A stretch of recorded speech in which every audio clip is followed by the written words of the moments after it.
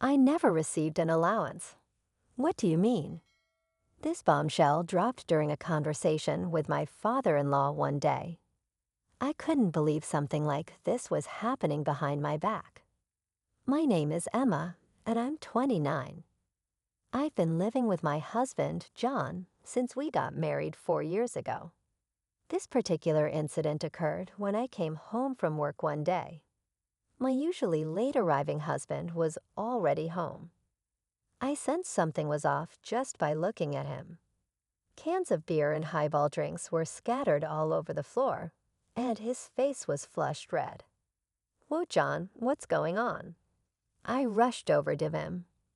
"Enough, I can't take it anymore," he snapped. "What do you mean you can't take what? And since when do you drink this much?" I asked. "That's my business, darn it." His words came out slurred and harsh. John complained about his company constantly, bashing his boss and colleagues. Something must have gone wrong at work. Trying to calm him down, I said, "It's been a tough day, huh?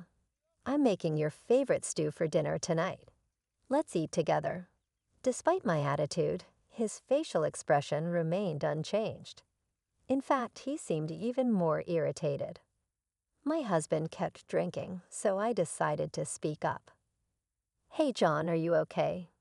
You have work tomorrow. Maybe you should get some sleep," I suggested gently. He let out a big sigh. "I'm done, Emma. I'm not going to work tomorrow." "Not going to work?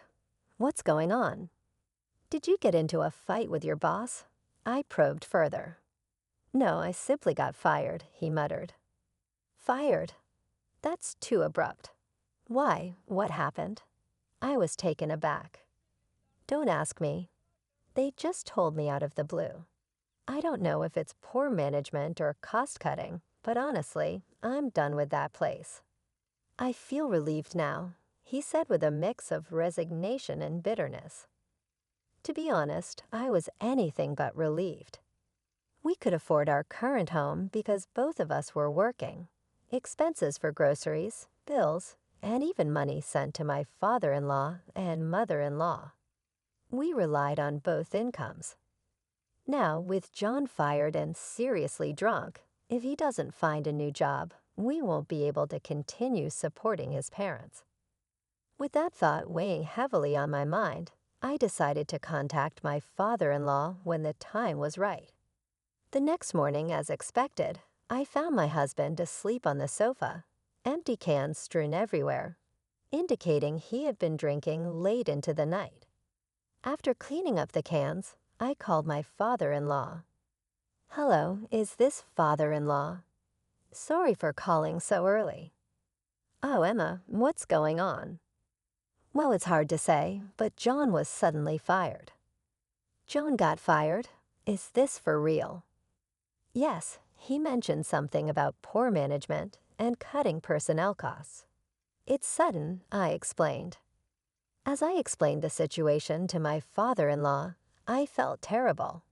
After all, it was thanks to him and my mother-in-law that my husband had his job. Ever since we got married, he was addicted to slot machines. In the beginning, I had no idea about his gambling habit and cheerfully saw him off to work each morning. I had always assumed he was genuinely working hard. But when I noticed a tobacco smell coming from my husband, who never smoked, I instantly felt something was off. I confronted him right away. "You're smoking now." He defended himself, saying he started smoking due to stress. "No way, you used to hate smoking so much." My husband's behavior kept getting stranger by the day. The kind and gentle man he once was seemed to disappear, replaced by someone increasingly volatile. One day, he stopped hiding the fact that he was going to the casino. Even worse, he started pouring his entire salary into gambling. He didn't care about skipping work anymore. All that mattered was whether he won or lost that day. "Hey, are you really not going to work anymore?" I asked. "Shut up. It's none of your business. I'm using my own money, so stay out of it." He rudely dismissed me and hurried out of the house. As always, he came home after losing all his money. When he hit rock bottom, he even asked me for money. "I'll double it and pay you back. Just lend me $300. I'm telling you, tomorrow is going to be good. You can't keep borrowing money when your husband is in trouble." I cried. His character kept changing due to gambling. The gentle husband I once knew was long gone. Eventually, he started borrowing money just to gamble. I finally lost it at this point. "Wait, what are you doing? Borrowing money to play slots is absurd, don't you think?" He didn't show any sign of remorse, no matter how much I pressed him. In fact, he got defensive and blamed me. "It's your fault I had to borrow money." "What?" "I had to take out a loan because you wouldn't lend me money." This guy is totally addicted to gambling. If I don't stop him now, we'll go bankrupt. Are you kidding me? I didn't refuse to lend you money because I wanted you to quit playing slots. I'm covering all our living expenses since our savings are gone, and you still blame me. Just lend me the money. I'll win at the slot and prove it. Just listen to me. Have you ever hit a big win? I don't think so. Stop chasing illusions and face reality. Stop interfering with my entertainment. I wish you would at least stay within the bounds of reason, but my husband was fully addicted to gambling. This reckless behavior was tearing our marriage apart. No matter how much I tried to get through to him, he wouldn't listen. I was starting to lose hope.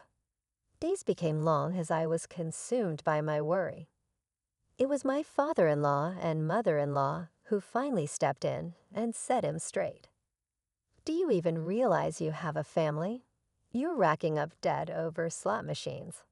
Apologize to Emma now. Yeah, you have an amazing wife, and you're ruining it. If you keep this up, she'll divorce you." Father-in-law and mother-in-law scolded him time and again, stressing the importance of marriage and family. Finally, he broke down and apologized. "Emma, I'm really sorry. I swear no more slot machines. Please forgive me." Afterwards, my father-in-law said to me, "Emma, what her son did is inexcusable.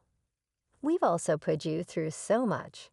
If you can, please find it in your heart to forgive him just this once." Seeing the desperation in my in-laws' apology, I decided to give my husband another chance. From there, it was. Father-in-law and mother-in-law took on his dad and even helped him find a new job until they got his finances stable. They even sent us living expenses. It was thanks to father-in-law and mother-in-law that we could continue living as we had been. I was grateful from the bottom of my heart and sent them $500 every month to repay the favor.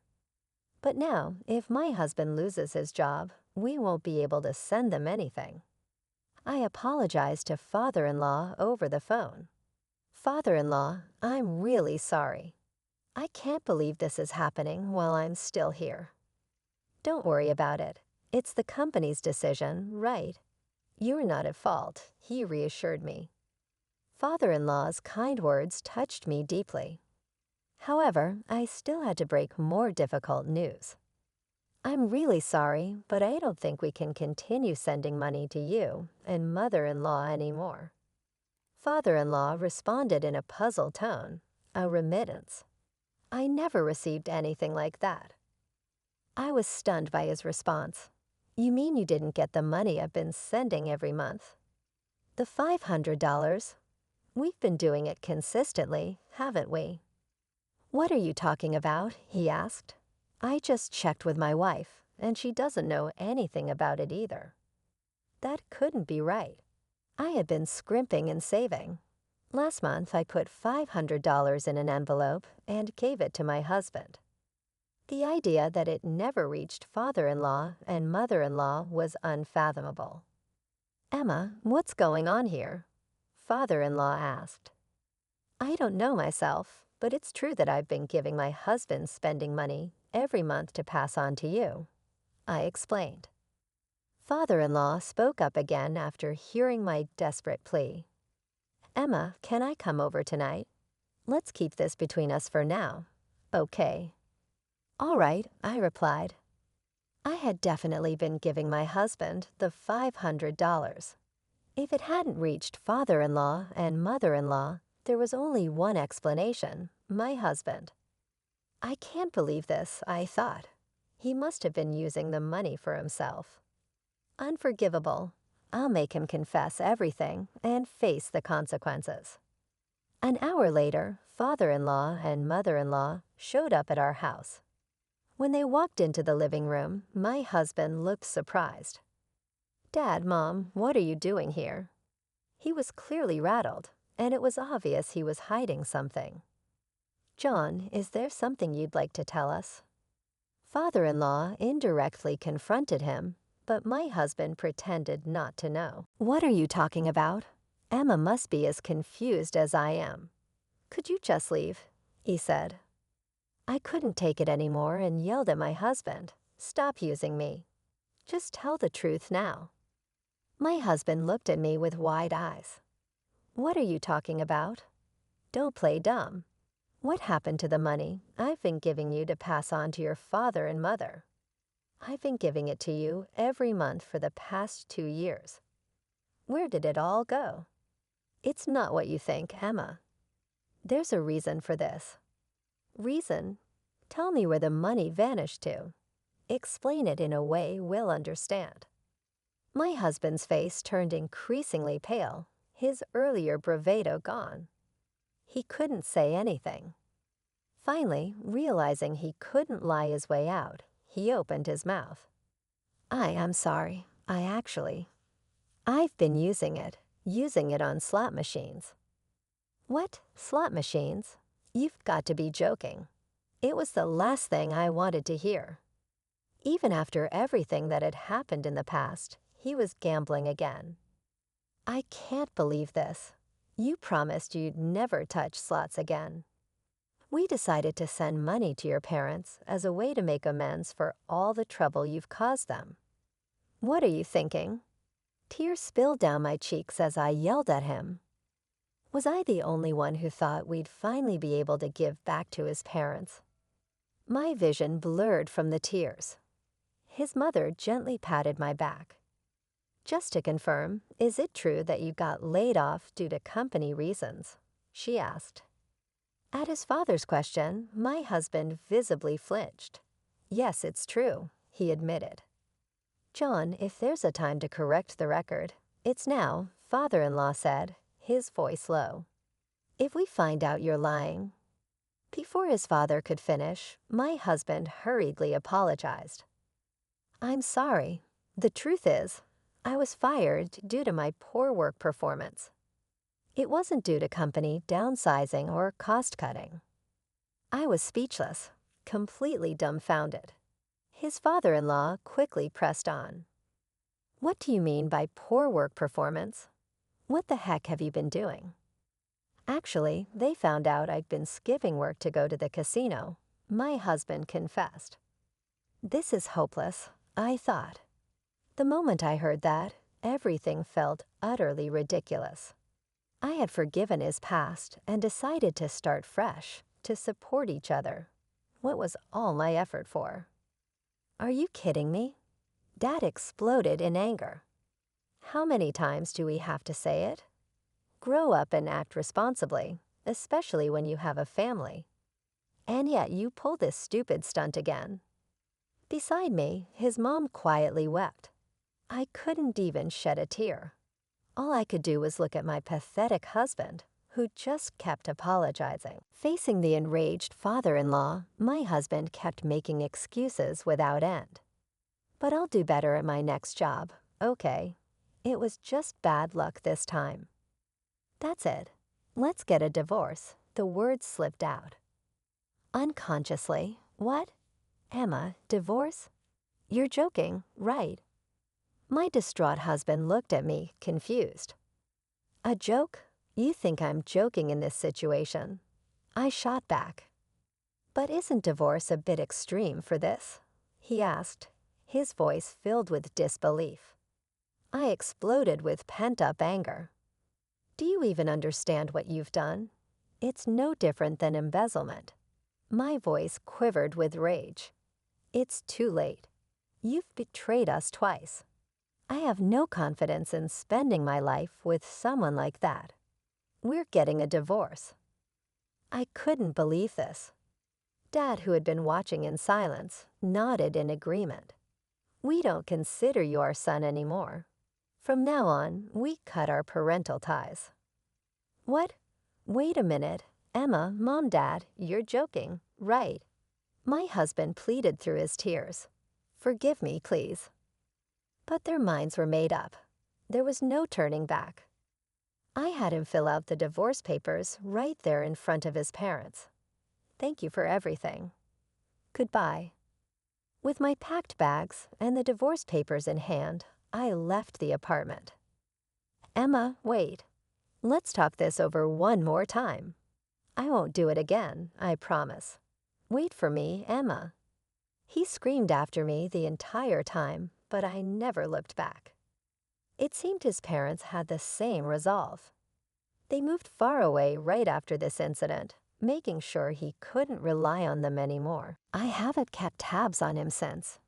Rumor has it the debts from his gambling have piled up, and he's in a tight spot now, apparently running away from creditors. Hearing about his credit troubles doesn't stir any feelings in me. It's all his own doing. On the other hand, I've been living a fulfilling life. I still maintain a good relationship with his parents. We even meet up for meals during my days off. Marrying him was a mistake, but meeting such wonderful in-laws has become a treasure for me. Going forward, I want to give back to them as much as I can.